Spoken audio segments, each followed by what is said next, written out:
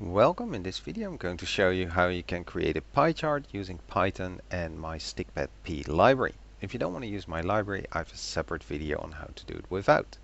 The Python version I'm using is 3.9.7, and let me just clear all the output and restart. Alright.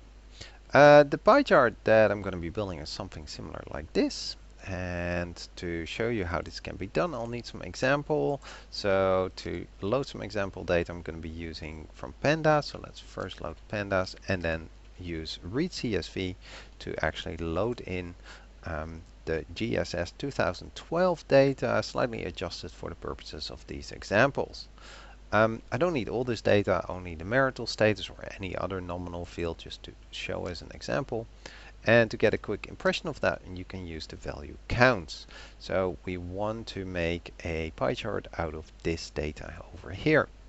To use the stikpetP library, you can install it, but you have to use this full link. Sorry about that, because it's only available on my GitHub account. Then you can load it just as any other library.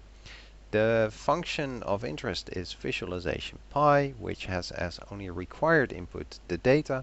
And if you like, you can set with labels what the label should show, either the count, which is the default, the percentages, or both of them. In the example, I set it to both. I feed it the field, and this should give us a nice pie chart. And as you can see, it shows the labels, and inside it shows now the count and how much percent that is.